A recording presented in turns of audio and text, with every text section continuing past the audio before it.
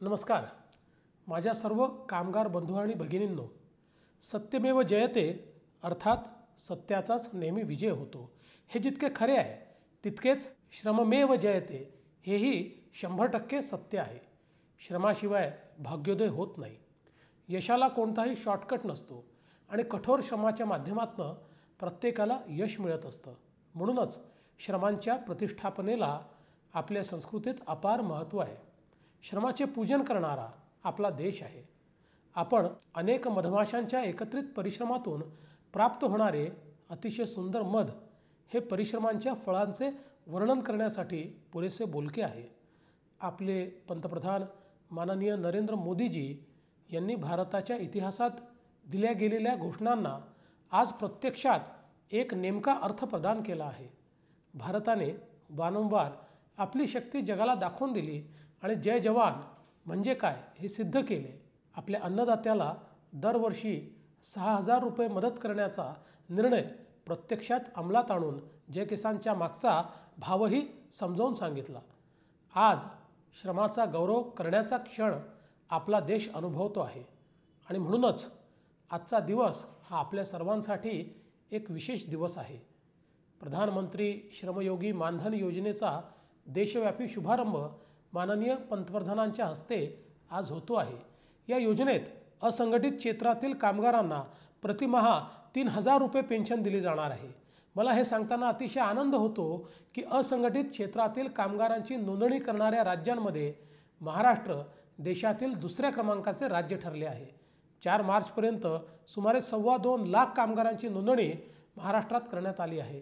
त्यामुळे स्वाभाविकच या योजनेचे सर्वाधिक लाभार्थी हे महाराष्ट्रातील असतील.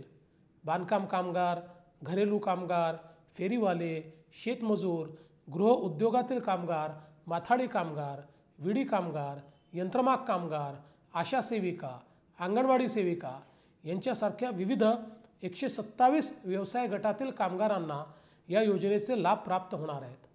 18 ते 40 या वयोगटातील कोणताही कामगार या योजनेसाठी पात्र ठरणार असून ज्यांचे मासिक उत्पन्न 15,000 रुपयांपेक्षा कमी आहे असे कामगार यात सहभागी होऊ शकतील. आधार कार्ड, बँकेचे पासबुक आणि स्वतःचा किंवा घरातील कोणाचाही मोबाईल क्रमांक या 3 गोष्टी दिल्या की योजनेत त्याचा प्रवेश सुनिश्चित होणार आहे. सर्वात महत्त्वाचे वैशिष्ट्य म्हणजे कामगाराला 60 वर्ष पूर्ण झाल्यानंतर पेन्शन तर मिळेलच, शिवाय त्याचा मृत्यू झाल्यास त्याच्या जोडीदारालाही या पेन्शनचा लाभ मिळणार आहे.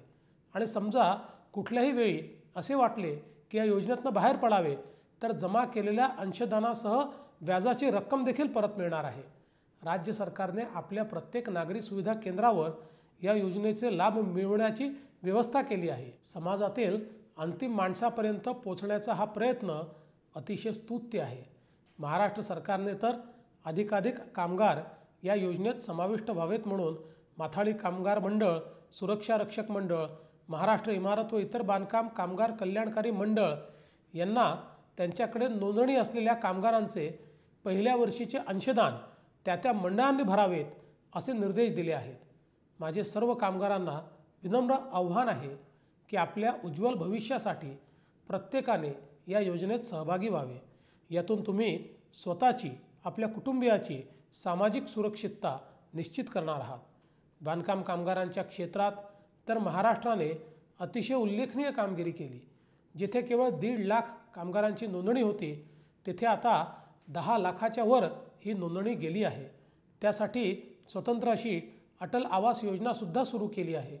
कामगारांच्या सर्वांगीण उन्नतीसाठी राज्यातील सरकार कटिबद्ध आहे. कामगार बांधवांसाठी ही एक ऐतिहासिक योजना जाहीर केल्याबद्दल आणि आज त्याचा शुभारंभ होत असल्याबद्दल मी आदरणीय पंतप्रधान नरेंद्र मोदीजी यांचे मनपूर्वक आभार व्यक्त करतो आणि पुन्हा एकदा या योजनेत अधिकाधिक कामगारांनी सम्मिलित व्हावे अशी विनंती करतो. जय हिंद, जय महाराष्ट्र, श्रममेव जयते.